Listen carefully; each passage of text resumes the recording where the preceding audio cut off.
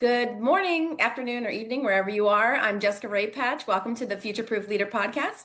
Today, we have very special guests. It's Nina and AZ, founders of Zenniagraph, father-daughter duo. So excited, the first ever on the show. So welcome to the show. Thanks for coming on today. And Nina and AZ, I'd love to always kick off my podcast by having you tell the audience a little bit about who you are, what you do, what your mission is, so we can get to know you a little bit better. Absolutely. So, hi, I'm Nina Zovko. If you see it on the screen, AZ is my dad, as you mentioned, but I recently actually got married. So if you search me on socials, I'm going to be Nina Mladenovski. So to not confuse anybody, but basically, Zenniagraph was started 3 years ago by the two of us, and we also have a development team that's offshore. We are an IT consulting firm that really helps SMBs, small and medium-sized businesses, grow without having to buy into 5 different platforms or spend a lot of time and money fixing those bottlenecks and issues. We're really a one-stop shop for you. So we handle anything from data strategy, data challenges, even automating business processes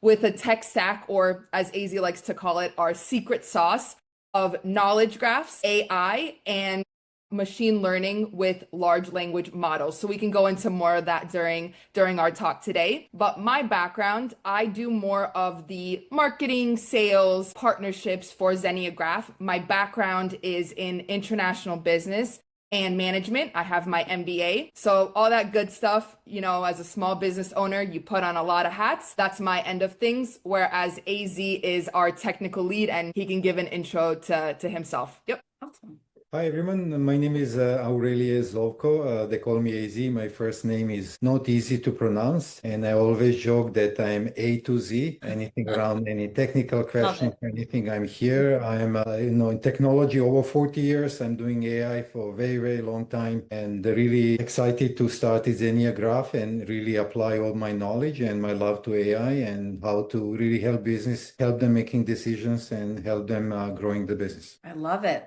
What an introduction. I just love that you guys have partnered together to make this company amazing. So the title today of our podcast is Connected Data, Smarter Decisions Inside the World of Knowledge Graphs. Now, when I met with Nina first, before we decided to go forward with the podcast, she was kind of telling me about these knowledge graphs. I've never, it's a new concept for me on how they run their business. So I'm excited to kind of dive into that today. So I have a lot of questions to ask you guys today. Very, very excited. So let me kick this off. All right, so my first question to you is this.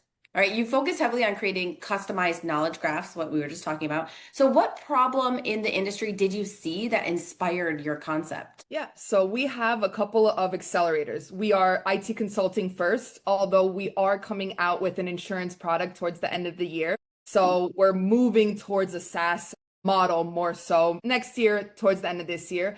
But really the challenge that we saw a lot of businesses facing is there's data everywhere.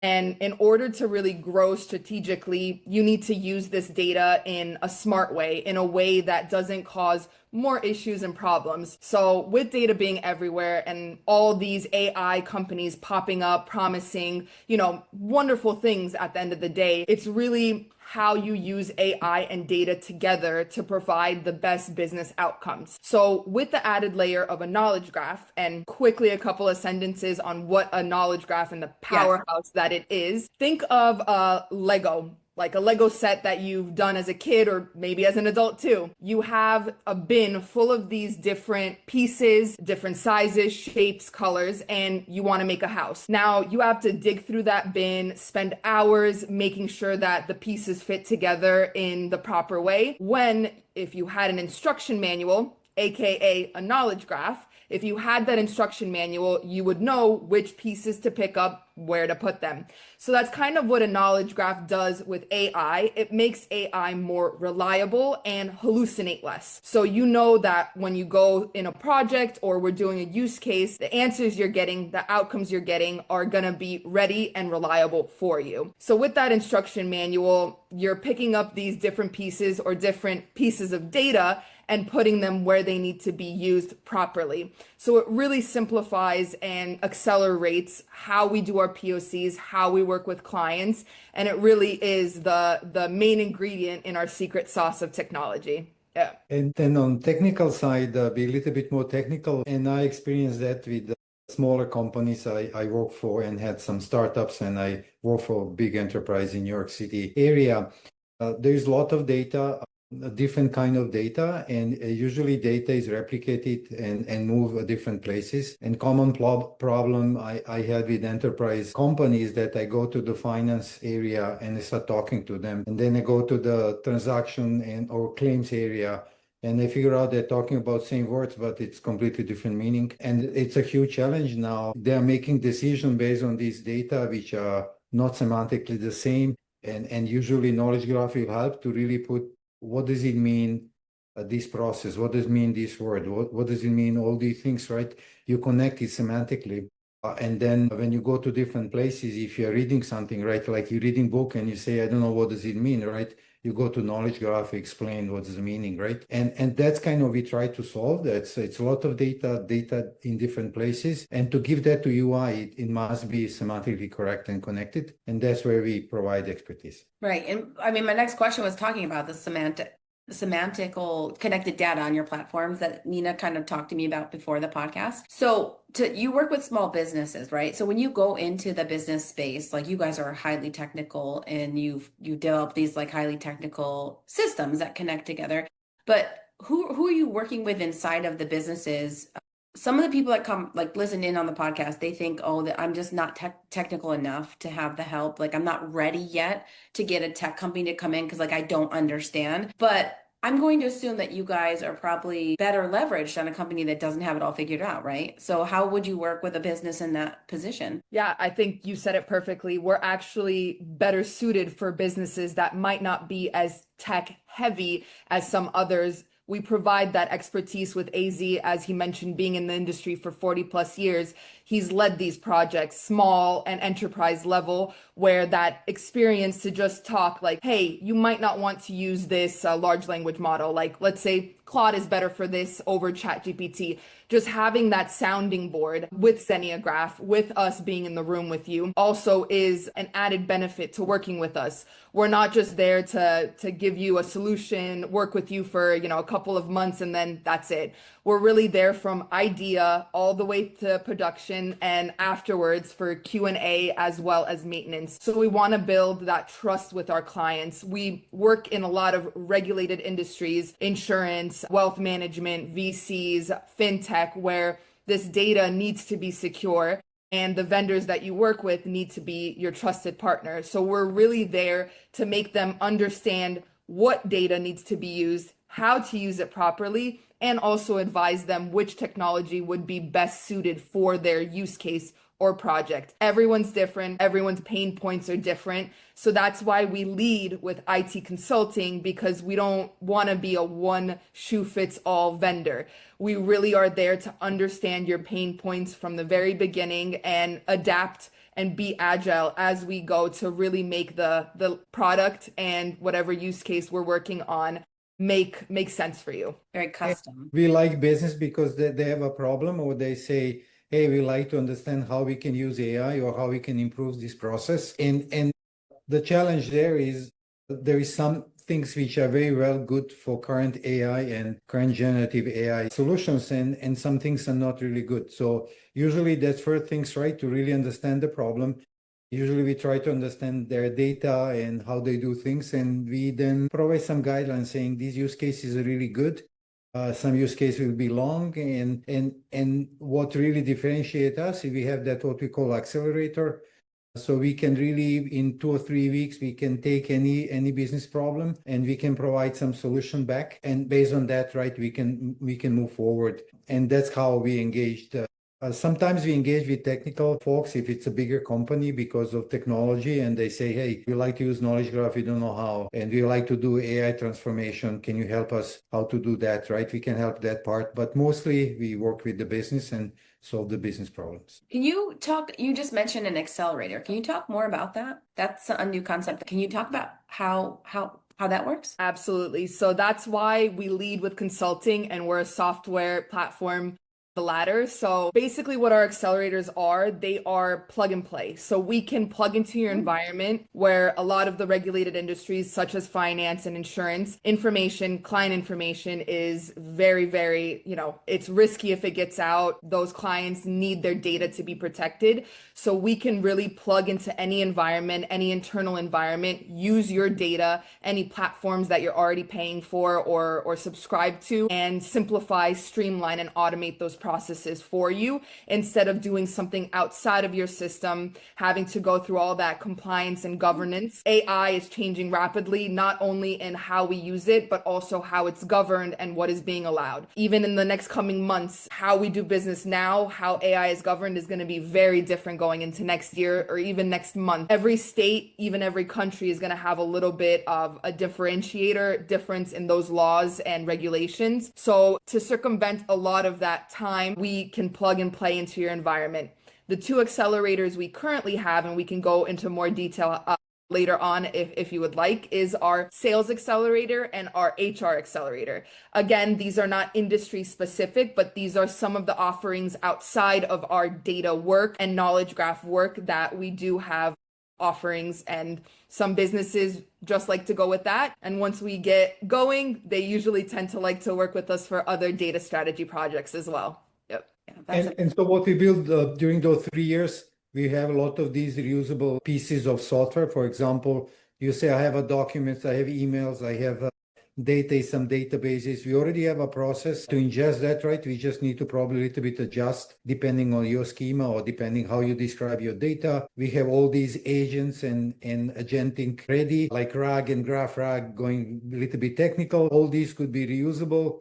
So we're thinking that we have around 70-80% of reusable code, and then the rest will be just really coming to an environment and using your databases and do that 20% of work. Yeah, and I think that's important because we get a mix of clients where some are really attached to the software that they have right now, even if we don't think it's the most optimal software that they could be using for their business.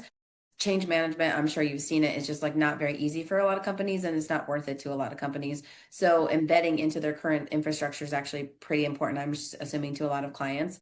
What do you do when you have a client where you use your accelerators and then you just really find that it's not the best fit? Do you make recommendations, or how do you go from there? Yeah, so that's part of the package when you're working with Zenniagraph, especially with AZ's expertise. It's that data strategy. So if something isn't working, or we're in the middle of development and we see that there's a new update on a platform that we might not be using yet, or a service that might accelerate things and make the project a lot quicker, we're happy to be agile as a company. We've learned from our mistakes. We've learned in the last 3 years what works better, what doesn't. So through that expertise and just, learning from our own mistakes, we're happy to advise clients throughout the entire process if we think we can save them even more money and time. And I personally deploy AI system in big banks and insurance and different companies. So I have kind of sense what will work, what will not work,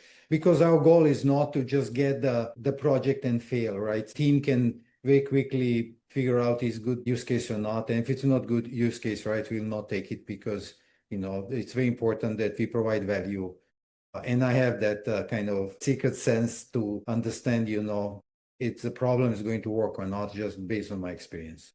Yeah. Well, experience is everything, right? I feel like you've done it all. You've made all the mistakes. But what do you say to the financial industry companies that are just very, very hesitant about AI? Like I said, lately I've been talking in this realm, in this industry, and I have some companies that are attaching their current financial systems into Claude, and they're running their whole financial department. They've got rid of everybody but a CFO. And then I have other companies that are like, oh, no, cybersecurity, like there's risk mitigation. Like there's so many things that's not worth it. We're not touching AI for finances. So what is your take on having AI inside the financial space? I think it's inevitable. So AI has been a big disruptor, and I think the way that it's shaping business and even our everyday lives, it's going to continue. I think I kind of relate it to when computers came around. Some people were very against computers. Some people knew that they were going to be the future. And now, I can't go a day without using my computer.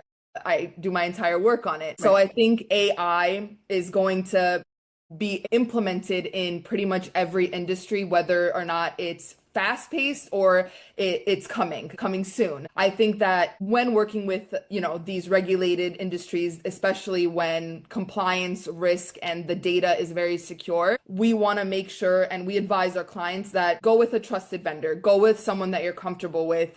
Not every AI solution is going to be a good fit for a financial firm. So when you meet these, smaller vendors such as Zenniagraph or others in our industry, you have to work with one that you feel comfortable with and that can show you ways that AI can be implemented that is safe, but also that will make your business work better and faster. I think that companies that aren't using AI will eventually fall behind. So implementing it in maybe not a full-blown across every platform, every business process might not be the smartest idea at the moment. That's why when you work with companies like us and other smaller vendors, just finding the right fit for you to advise you in a manner they're not trying to just take money from you. They're really trying to work with you and be a partner in your growth journey. I think that's, using AI ethically can always benefit. I agree with you. Yes. And from my experience on financial, they're using AI a lot for a very long time. Even I have deployed the AI system for traders. It was not easy task. And again, you need to pick right use case and what you want to deliver. I remember we provided the neural network model and traders said, you are crazy. And then of course we find another machine learning model, decision tree model, and random forest. And we help them a lot making their decisions, right? Again, it's more augmentation than really automated all the trading. Even there is system doing that every day. So I will say it's there. I think they're just slower process and they're very thorough how to deploy AI because it's financial, so it's money is there. And I think this will grow. And my personal knowledge, they're heavily working even on knowledge graph in finance. A lot of big companies, they're using knowledge graphs and very deep in every processes, right? I think it's less on the small and medium-sized companies. Yeah, I'm on the same page with you guys. That's what if you watch the podcast, like the industry, the IT folks and everybody that kind of obviously works with it every day is pretty much telling businesses, if you don't get on board now, your competitors are just going to pass you up and then you're going to be behind and it's going to be detrimental to your business. So I agree. So our business is sitting on gold mines of data, but just don't know how to use it. Yeah, that's one of our biggest foot in the door. We know data is everywhere, but how you use it, where it's implemented, cleaned and qualified, it's really a make or break. So for example, one of our accelerators for sales, we aggregate, so combine data from different platforms, clean it for you, qualify it for you, so you never have to leave your CRM to get new qualified leads. That research portion that can sometimes, last weeks take up so much time where your employees can be doing other tasks and really spending their time on more processes that are going to benefit the business as a whole. That whole lead qualification and sales process is click of a button now. It's not all that time spent. And in your CRM, we give you a new lead list. You know that these companies that you're getting will fit your sales cycle because you yourself put in that criteria. And you know that the data is going to be relevant and the most accurate because our back end cleans and qualifies it for you. Now, with the added benefit of knowledge graphs and large language models, we have a similarity button. You, let's say, are looking for a company that's similar to Zenniagraph. You want somebody that does stuff that's similar to us. You'll select us, Zenniagraph, and click that similarity button. In a couple of seconds, you get a new list of qualified leads that are similar to Zenniagraph with a score of how similar they are. Again, this is the power of our secret sauce on the back end, where you don't have to spend a lot of time and money on automating these business processes. You really input a couple of clicks, criteria, and you get a new lead list that you can go right ahead and go after. Knowledge graph and a lot of data. I have a project for big investment bank. They have 7 or 8 data sources they're getting every day. And there's a lot of internal data. It was a huge process. I would say months and months of process just to get the data, clean it, figure out is it same. That's why, when you put the knowledge graph, So my point is not just internal data, you have a lot of external data. And you're getting external data, you look something, you say, okay, this is ID or this is the something, right? What is the meaning? And without knowledge graph, right, you'll spend manually, you look every column, every page, you say, okay, is this page talking about what? So what we did there, we introduced knowledge graph, right? We defined the terms. And when you do ingestion from external data sources, you can do that very quickly, right? So we save time ingesting data. It's semantically properly described, and then we run algorithms on top of that, right? So all of that process of internal and external data without knowledge graph and these standards, there's a lot of standards like today's standards from World Wide Web, right? You go to any website and you go there, you put that name and you get something back you can read. Why? Because this is based on the knowledge graph. All our websites and all that web is based on the same standard as a knowledge graph. And whole power is that I can go to any website and I can get data back, I can read, right? That's the premise of you need to apply on the data too. Very cool. Yeah, we're in the similar space. We've built some tools to also do automation of lead lists and generations like that. It's very powerful when it comes to lead generation, especially because, I mean, we've researched people spend 8 to 12 hours a week just on manual prospecting. And it's like, no, there's stuff out there where you could do that and then further automate how you reach out to these people and follow up, etc. So that's very, very smart. And I know that could be very powerful. So, okay, what does a truly intelligent enterprise look like in the next 5 years? We're getting philosophical to close out our podcast today, but what do you think that means? What does a truly intelligent enterprise look like in 5 years? Well, AZ has seen a lot over his career. I'm a little bit earlier on. So in my opinion, I think adaptability in our world today, that's just so important. Whether you're a small business, medium, or an enterprise level, I think being able to be adaptive with all the new technology that's coming out, ways of doing business will really set you aside. You'll be more intelligent in the way that you approach business, in the way that you approach, doing better processes, automating these things. So I think just being open-minded to not just AI, but what's coming is going to set aside the companies that are really going to stand the test of time against those that might be lost to the last generation. So that's just my general view on intelligence, just adaptability and being open.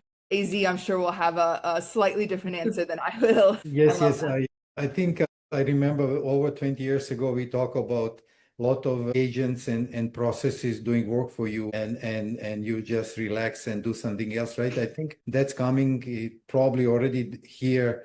But I see future, there will be a lot of internal and external agents which are very capable of doing things. Even there is today's protocol that you can say, hey, you 5 agents, you talk to each other. You brainstorm, and when you are ready, come back and present me a solution. So I see the future of a lot of these agents which will help us and maybe make a decision for us or help us making decisions. And the challenge there will be really how to trust all of that, because you'll not be able to manually or physically go and do it. And I have that today. I do coding. LLM generate 1,000 lines of code. I need to say, hey, is this really what I want? Is this really correct, right? So I see that future that probably we need to figure out, but it will be a lot of these intelligent agents which will help us pretty much everything, like do cook something for me, make me a coffee, go buy groceries for me, and things like that. The 2000s, we're going to have flying cars and robots. We are pretty advanced, things have come a long way.